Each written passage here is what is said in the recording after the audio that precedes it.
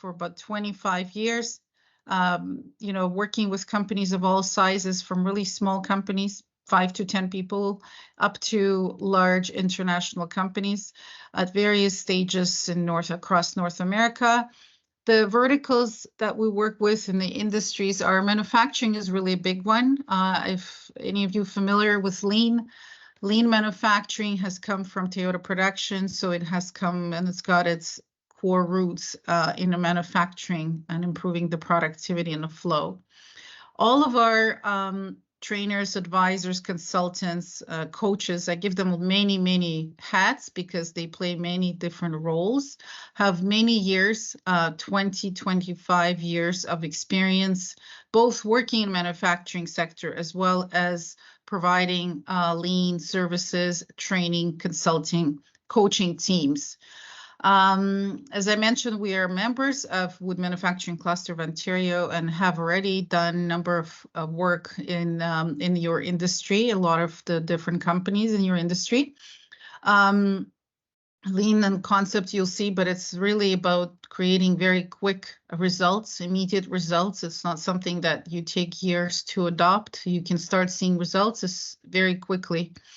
And over the years, we have developed expertise actually in grants, supporting businesses in their growth. It seems to be a very, very needed area and a big gap in companies being able to access those grants efficiently. And, the end results that we provide companies with is making companies more competitive, more profitable, being able to help you to grow by, freeing up your capacity for more important things that you want to take on. So those are the 4 pillars, as we say, that we do when we work with different clients. Everything from training, again, lean is something that you can adopt internally in your company. And of course, the first step is training your staff, training your management team. And that's where you're going to get the buy-in by people starting to understand the concepts and the value of applying lean. Consulting, of course, we get out to companies all across Canada as well as US to do lean assessment, to walk the plant together with you, to look at your front end processes as well as the back end, and identify where and how we can help you. So that's certainly part of our work. And then coaching for any companies looking to create and build internally, the resources and skills to be able to always make the improvements internally, get the buy-in from your staff. We certainly help by coaching or being by your side and supporting where and how we think we can help you. And then grant support. I'll take you further through what we do, but we have this expertise that we also provide. We've called ourselves productivity improvement experts, really, because we work on productivity improvements with companies and making you more productive, but we also help you to get the government grants and take out all of the burden that you have when you have to do government paperwork. So we take care of any of the paperwork related to those grants. We have a person that would be assigned working with your company on your behalf, processing all that paperwork, coordinating, administering logistics, and so on. And so far, and keeping my fingers crossed, we have had 100% success rate. We've done grant work for about 9 years now. And we certainly developed some of the expertise in this area. This is a very quick snapshot. This is just a quick snapshot of productivity improvement grants, or, training grants, as they're called, across different provinces. I believe they are in all the provinces. I haven't had all the provinces put down here, but these are the key provinces where we find, we have requests or we have been doing work with. There's a little bit of details of, how these grants work. But in a nutshell, you can get, in some provinces like Alberta, for instance, you can get even up to $300,000 per year in these grants to cover all kinds of training, lean process improvement services. We always do, sometimes we do leadership development or management training as well, change management and so on. So it covers a variety of those things. But we incorporate, of course, doing the actual process improvement work with your teams, because our trainings are about hands-on experience. We want your teams to be able to make the improvements and help them to see it through, and coaching and being there to actually help with the execution and implementation of, various improvements and changes that you're trying to do. These grants work on a fiscal year. So right now, the new funding has been announced across all the provinces as of April 1st. Highly, highly recommend, of course, to look at the funding at the beginning of the year, which is now, as when we get closer to the end of year, the funding gets sort of scarce, or there's just less of it available. So if you want to reserve funding, I recommend that you do it in the first quarter, but it can be used over 52 weeks. So even if you're not ready to do anything now, we've done it before with many clients. We'll reserve funds now, and they may be doing some work with us in 3 to 4 months. There's many other grants available. I'm not going to go through all of them here, but there's some work where we can help with IRP grants, which are IRP is for research and development grants. There's SR&D, and I think some of you may know about SR&D grants, which is, if you've gone through various, research and development costs, software implementation, you can claim some of that money back through your taxes the following year. Now, with the digital grants, it's the one that we do get a lot of requests for. So there is still a digital grant remaining. It's in Ontario. They're trying to release new pool of money sometime in July, they said, but it's only available for companies in Ontario. So what we are trying to do, we have adopted the productivity improvement grants, these ones here that I was just talking about, where we're able to combine the lean work, lean training, together with to cover some of your digital training and implementation costs. So since many of you may be working with Planit Canada, with some of Planit Canada's softwares and their platform, if you're doing some kind of new upgrade with Planit Canada, I'm just using them as an example. It could be for any software or technology, but you can give us a call or send an email, and we can see how we can adopt these grants to cover some of that cost, along with helping you to do some of the lean work as well. And later on, we'll show you how lean and technology implementation really ties together, and there's a lot of benefit between the two. A little bit about today's economy. I think I just pulled these numbers from Stats Canada. I think many of you are familiar with challenges you currently may be facing in your business. Rising inflation costs, we all know about that's happened after COVID and continues. Rising costs of inputs, for any of you buying the materials and resources, things have gone up in price. Interest rates, the cost of borrowing are just, getting to those double-digit numbers and becoming very, very expensive to lend, to borrow money.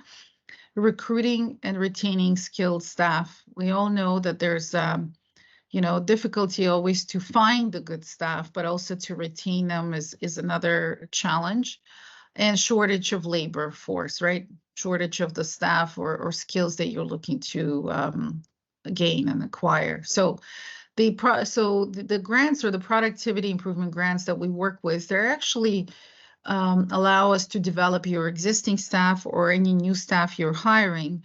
And I think, one of the key benefits of lean is to boost morale, to get people to engage and stay engaged. And that's the whole benefit of how you get the productivity up, is by engaging your staff. There's many other costs, but again, the whole point of this slide was to show you that there's many external factors that all of us are facing in businesses today that we have no control over. And that's where, lean thinking comes into effect. The goal of any business is to provide a product or service to your clients. You want to grow the business, you want to contribute to your community, and really to accomplish those goals. You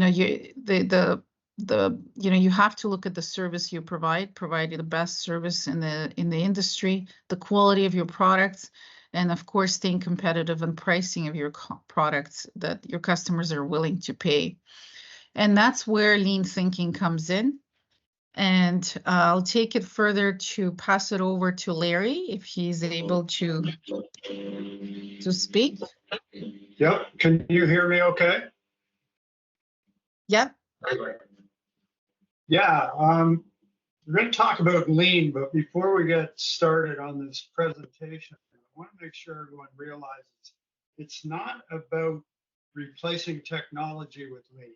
It's really about how can we combine them so that you can improve the results that you're going to get as you implement technology, IT, even bring equipment into your building. So I want to make sure everyone knows we're not about saying, hey, don't add technology, equipment, and so on. That is totally up to you. And as far as I'm concerned, as you grow and move forward, you're going to need both of those. So lean, I'm hoping we'll get across in the next few minutes. It's about using lean to actually enhance your decision making. So I'll take it from there. Anyways, we should start with what is lean. So basically, if you can go back one, Julia.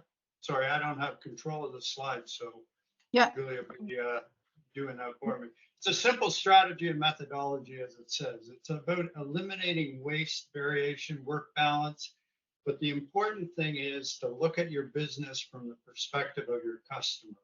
Everything you do, they have to pay for, or you're not making money. Okay, we'll go to the next one. And within lean, you have three activities. It breaks it down into categories. There's value, which the customer is willing to pay for. And remember, I'll go back a bit there. It's not the people that are causing value or non-value. It's the process. So we're not pointing fingers at people in this. Incidental work is any activity that currently we have to provide, whether it's government regulations or safety or whatever, and there's no technology or no way of eliminating it. Pure waste is where you want to focus your time. This is any activity that does not add value. And we'll go on to the next slide. I'm going to go through these fast because we've got 20 minutes to get through these. So this is the typical organizational breakdown of the activity types. And you will be amazed, and I think if you click on it again, it'll float in. Value in any company over the last 25 years, we've been working in a variety of industries and companies. Value is less than 20%. Pure waste is about 50 to 60%. And that's not to be negative, not to depress anybody, but that's in public as well as private organizations. And what it is an opportunity for you to improve your company and to move it to the next level of success, growth, whatever your KPI is. We'll go on to the next one. The wastes are broken down. That category is broken down, as you can see, into 9 categories: overproduction, inventory, weighting. You will find weighting is huge, not just on the plant floor, but in the office exercises and activities as well. You've got transportation, motion, over-processing, quality issues, and reprioritization, which is one that all of us get hit with daily. You start something, the phone rings, you get an email, everybody interrupts, walks into the office.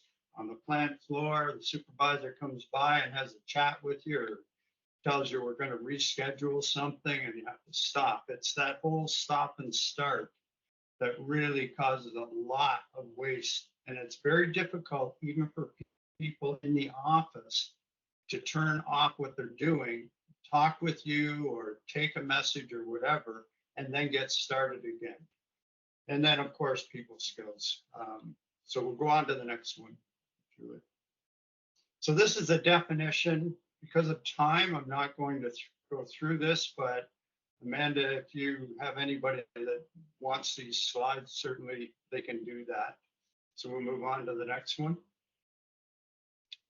So what I'd like you to do as I'm talking, you can think about this, but during the days to come, go out on the floor or as you're walking around your daily activities, ask yourself, what value activities that you're doing would the customer be willing to pay for if they knew you were doing it? Because the customer has very little idea. It's very limited when you buy something to know what activities really happen. But what would the customer be willing to pay for if they knew you were doing it? And this is where you will find that most of your day is spent on non-value or waste.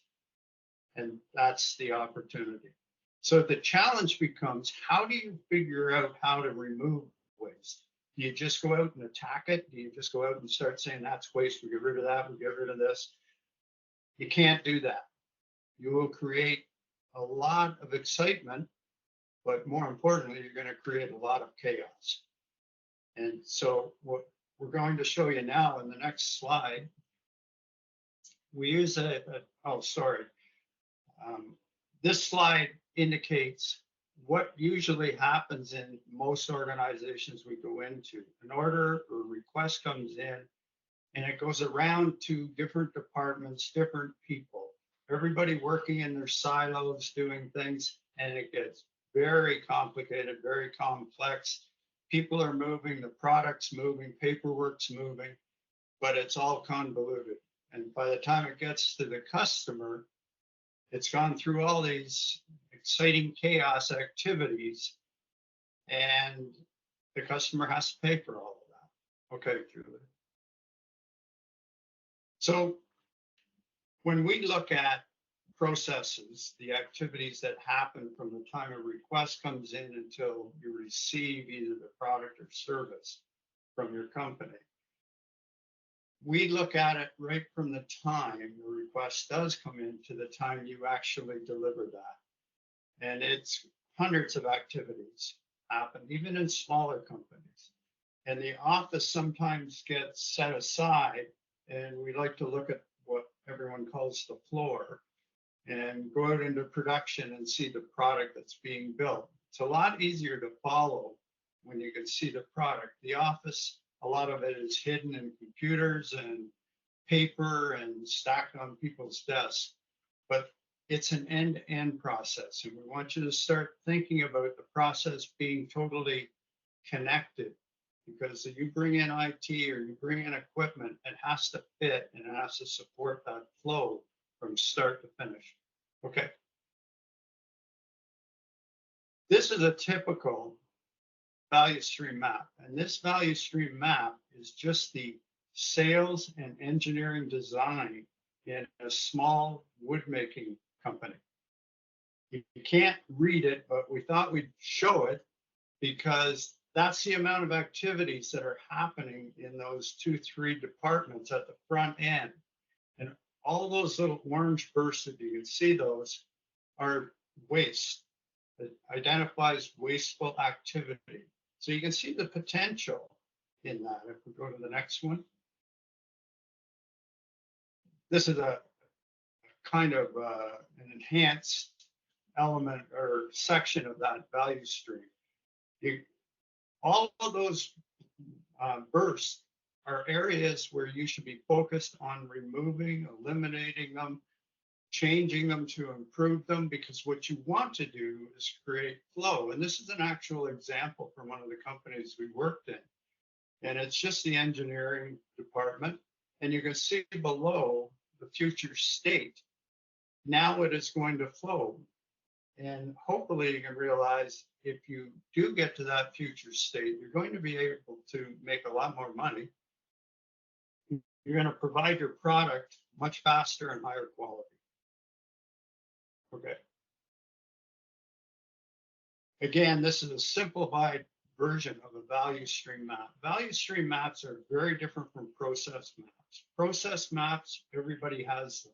It goes from Amanda to Julia to Larry, or from a department to the next department, and so on. Value stream maps, as I said, works on activities.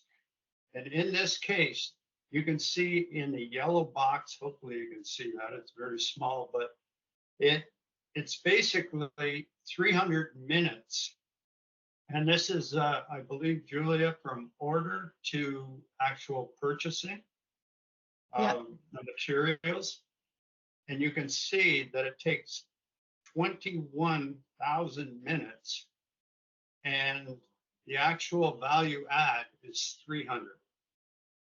So huge opportunity for any organization. And this is not just specific to this company. This is in general. We did a value stream map where it took 3 months to get your application into a file, and the amount of work was 20 minutes. Go ahead, we'll go to the next one. Here's, we picked this just as a wood shop, you know, a necklace frame, but, you know, not a complicated piece, but there's a lot of steps, as you can see, and there's 3 components. And you can see in the next slide, sorry, I don't have control of that. This is the original, the current state, as it says in your slide there. This is what happens, the travel of that product to be made into and assembled into those 3 pieces. And I'm not going to go through that, but if you see the next one, once we did the value stream map, then we were able to see that we could reduce all that motion, all that transportation of the product and the people by changing the layout. And basically it was 2, what we call Kaizens, but improvement activities that we did. And so when you look at that, you know, you didn't add any people, you didn't need any more space, and you didn't need any more equipment. But looking at the value stream map and analyzing that and picking out where the waste is, you find obvious things, which probably the staff knew about before, but what they didn't know is how do you go about actually making the change and making it sustainable. Okay, we'll go to the next one. These are a couple pictures.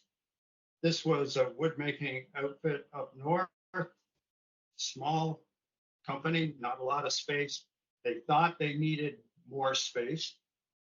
And as you can see, once we went in and did the mapping and then did a couple Kaizens with them, they did not need more equipment, they didn't need more space, and they definitely didn't need more people.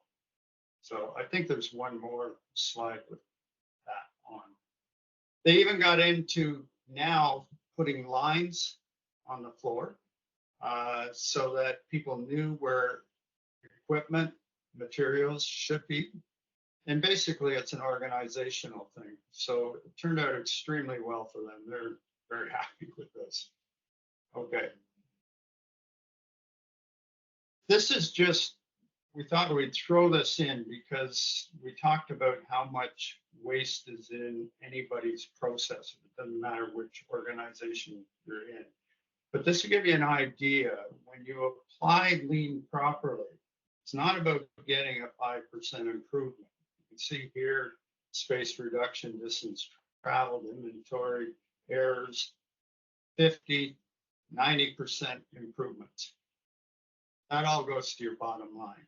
And then we threw in a few other areas like payroll and crown corporations, IT repair. There may be one more slide on there, high tech industry. You can see all those numbers. We highlighted the percent improvement.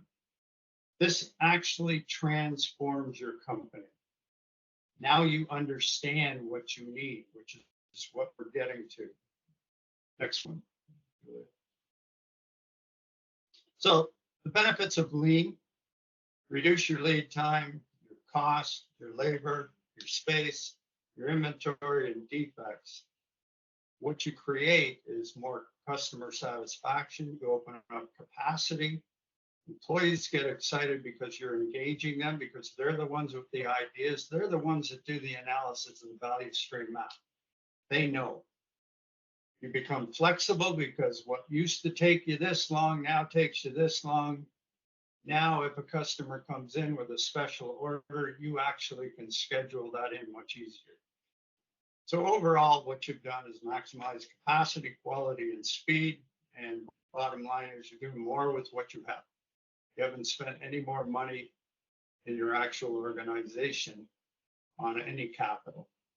Okay. So, do businesses need both? Okay, Julia. Larry, did you want to continue, or do you want me to? Sure. Did you want to jump in here, or do you want me to just continue? Just continue. Yeah, you're doing good. Great. Okay. The benefits of technology. You're going to need technology. You're going to need equipment, as I said at the beginning.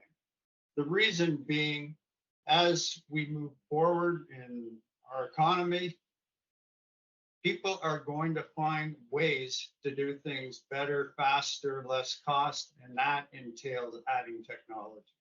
Going to minimize redundancy, increase efficiency, productivity goes up, improve your supply chain, the transportation, the control of your supplies and your materials.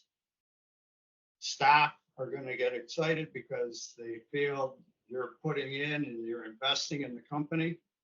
So basically, you're doing exactly what lean is also doing. But lean can't do that alone. They need the technology to be able to do that. But what we do is we show you, and I think it's the next slide, what we show you and we tell you is don't pave the cow path. You've probably all heard that saying. Basically, why would you bring technology or equipment into your organization, put it in the floor or in the office? Why would you do that if 50% plus of your process is waste? How do you know what you need if most of what you do is waste?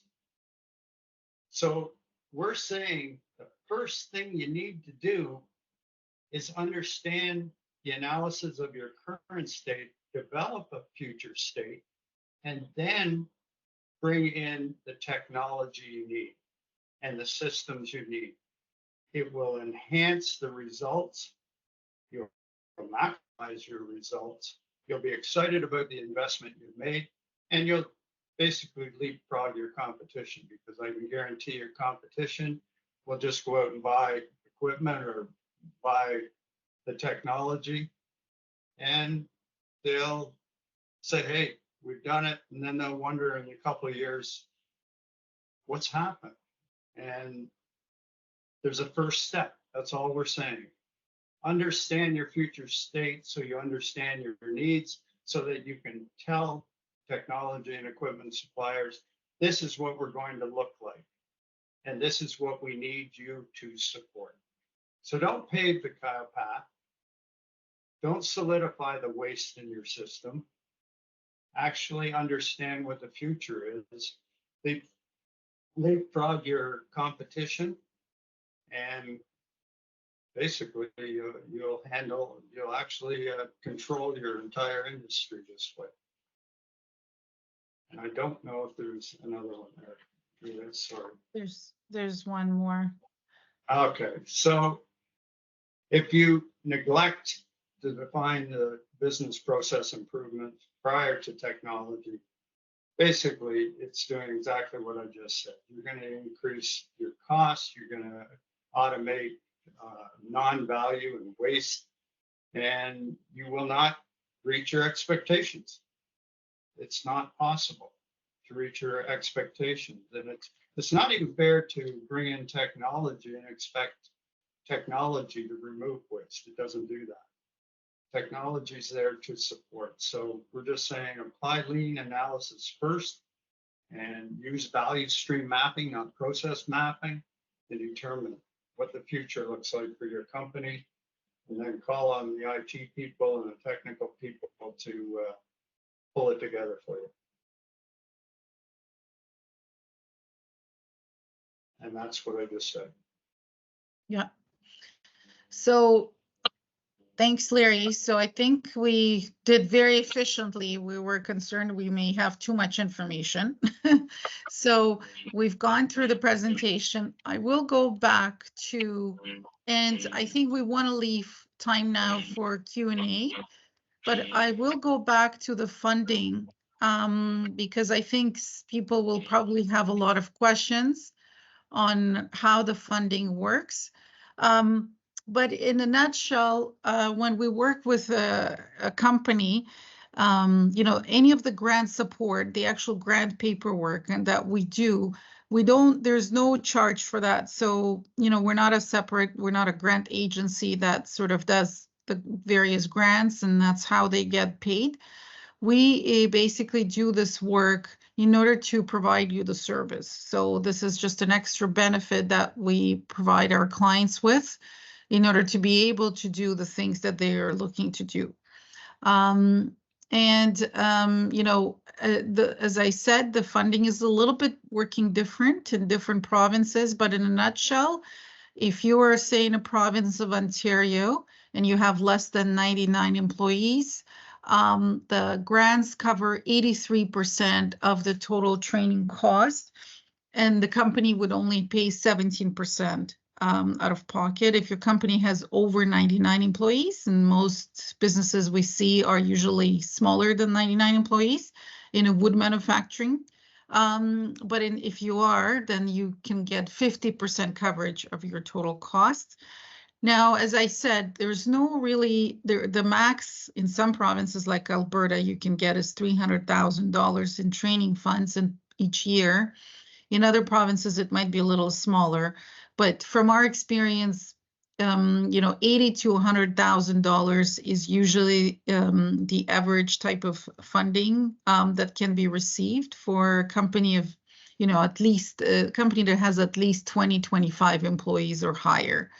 And again, as I mentioned, because of the digital grants funding got limited across the provinces now because they've removed one of the large digital funds called CDAP. If any of you have taken advantage of it in the past, we help our clients by budgeting and working with their technology providers. So if you have a digital project and you engage us to do some of the lean work to help actually with whether it's a digital project or any other project with your, changing a layout or the front line of the office administration efficiencies and so on.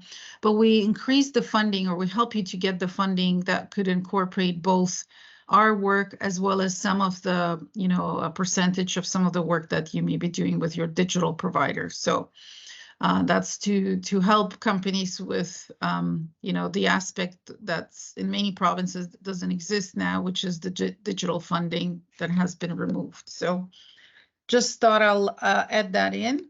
And now I think, we don't need to, we can send you some of these slides as well as our contact afterwards, but I would love for us to be able to have a conversation, for anyone to either put it in the chat or put up your hand or just start speaking. Thank you so much, Julia and Larry, for that presentation. I just want to repeat what Julia said. Please go ahead and put your questions in the chat, and I'd be happy to give you access to your mic and camera if you prefer asking a question face to face. I have a question as a marketer, Julia and Larry. We would certainly never put the marketing department in the category of waste that a client wouldn't want to pay for, would we? I'm safe. Boy, you're putting us on I'm the just spot. kidding. I'm Yeah. just kidding. Yeah, marketing is definitely in there, but maybe it's not as 50% waste. Thank you for that. I appreciate that. Well, we do have some questions that we received ahead of time that maybe I'll start with those to get the ball rolling. And as I said, please feel free to write in your questions. So our first question, Julia, is can we submit grant applications for digital and lean? And what portion of digital costs can be covered? Right. Okay. Yeah, great question. So it depends on the amount of lean work that your business is looking to do. So we first do an assessment and we look at different things that you have going on, and then we put together a scope and proposal. Usually, because of also grant requirements, we need to make sure we meet the requirements, which is there has to be a certain number of training provided, and it varies province by province a little bit, but I would say usually it's around 50% that can be done between the two services. Thank you. But I have another one here. Oh, sorry. Yeah, I just see there's a Q&A. Somebody had a question actually. Our team has a good grasp of lean. That's great. Congratulations. Can we use you for grant applications only? Do we have to get lean training too? Great. Yeah, that's a great question. Yes or no. So depending on which grants we're talking about. So for the training grants that we just talked about, because we're a training provider, we have to incorporate we have to comply with the services and provide training. So for those grants, I think, we would have to incorporate the two. If we're talking about other grants that are out there, sure, we can talk and look at other grants which are not related to the training. And you can use our services. So yeah. Perfect. Thank you. Thank you for your question, Wesley. This is a good one. So this question is, how long does it take to develop the value stream map? Well, I guess I'll jump in on that one. And this isn't a cop-out. It depends on the complexity, but generally anywhere from 3 to 5 days, you will have a completed future state, along with all the implementation details that you need, what tools and what needs to be done, and a general idea of the impact that it's going to have on the current state. So you're going to be taking it and reducing it by 50%. So all that can be done in 3 to 5 days. Some we've done in 2, but that's a very small, simple process. And so it should be done quickly. Don't spend months on it, weeks on it. Get in, get it done, and then you can move forward. Right. Thank you. I have a last question here. I'm sure everyone can relate to this one. We are busy and never have time to do extra work. How do we integrate lean into our daily work? Am I up? Well, Larry, I'll add. Why don't you? Yeah, go ahead, and I'll add to this. No. Go ahead. Okay. Yeah, that's a great question. So we see this with every client, actually, whether they're in a wood industry or whether it's an emergency room. Believe it or not, we've done work with hospitals. So you can imagine where the time is there or lack of it. So lean is about continuous process improvement mentality and culture. So it's not something where we're taking everybody off their work and now we're starting to do lean. It's sort of like integrating a meal plan or training exercising plan into your daily life. So it's sort of in that way. So you start with small steps because every change is difficult, no matter what kind of change it is. You start with small things. You could be just everybody's complaining, say, we can never find these tools or these dyes or whatever. Let's say there's a common issue or pain that everyone's frustrated about. Well, why don't we all come together and align ourselves? We'll work on, say, creating the 5S, or we have a lean guide coach come in and just spend a couple of hours across different weeks, with us, to helping us to make the organized area and finding our tools and put them in the right places with labels, and make sure we follow the structure, or get brought back to follow it, right? So that's just an example of how you do it in small little chunks. Another great thing is I find in some companies, they say, oh, yeah, we meet and then we never execute on anything. Well, if you had a little board, just putting that little whiteboard on where people write things or ideas, and then, you come together for 15 minutes every day and just say, hey, did we do this? Or what happened with that? Or, just keep remembering what we talked about. So those are just little things, but it can go a long way of changing how you do things and culture and engaging people. So that's just my perspective. Larry, go ahead. No, I liked everything that was said. I guess we work around people's schedules. We have to be flexible. We can't just go in, as Julia said, and shut the place down. They have to keep operating, but there's always a but. It's going to take time. You're going to have to put time aside to make the improvements. And so between us and the leadership in the company, we have never had a problem in figuring out how to do it. We have to adjust to their environment and their situation, but it gets worked out.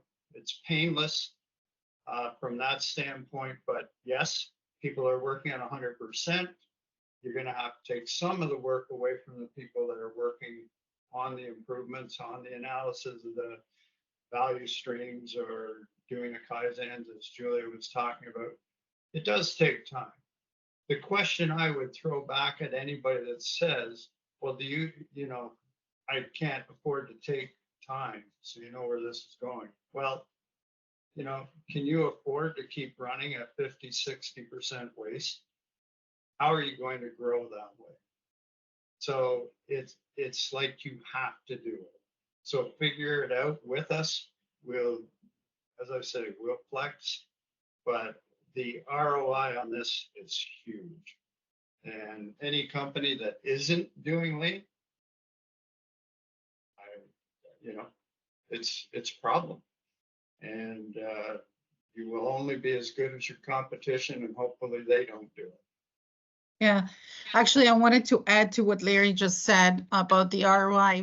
We had one client, it's a wood cabinet making company, and the owner has started or has gone through ERP implementation, and they were still working on it, but as we started doing, and he wanted to do lean and process improvements, and as he started doing the value stream mapping, he realized that the data or the information he was getting from his ERP that they've been utilizing, he thought it's taking him, to make a cabinet takes this many hours or 2 days. I can't remember now the metrics.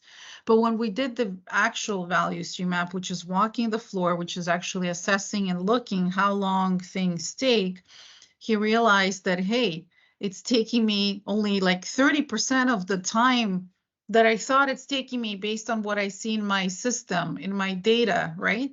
So that and then the lead time, how long it takes, so he realized that he had an opportunity for like 60, 70% improvement from what he thought he had in a system. So what I'm trying to say, not that it's the system's fault for not providing him, the data, the information he needed to make decisions. It's just that if you, feed the system what you think your data is without actually going on a shop floor, without going and analyzing it and assessing it, you'll never actually get to the bottom of it.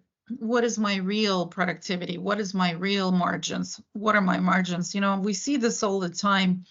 People estimate their margins, or when they quote, it's based on the way they estimated before or what they think their costs are. But hey, you may be not seeing or missing a big chunk of costs or things they haven't integrated into your margins calculation. So it's just that it's interesting what people find once they start and doing it in more detail. Yeah. That's a great point. Thank you. So I think that though that's the end of the questions that we have. So again, I just want to repeat for anyone who maybe joined us a little bit later. This session has been recorded, and I will be sharing the recording of the webinar with everyone who registered, even if they maybe weren't able to join. You'll be able to share it with anyone on your team. I'll also be sharing Julia and Larry's contact information if you'd like to reach out to them to discuss this further. We can also share the slides, any specific ones or the whole slideshow if you like. So please feel free to reach out with questions after this session. Thank you so much, Julia and Larry, for sharing all that information with us today. We appreciate it. Thank you. Thank you. Thanks Amanda. everyone for joining us. Take care. Bye-bye. Take Bye. care. Bye.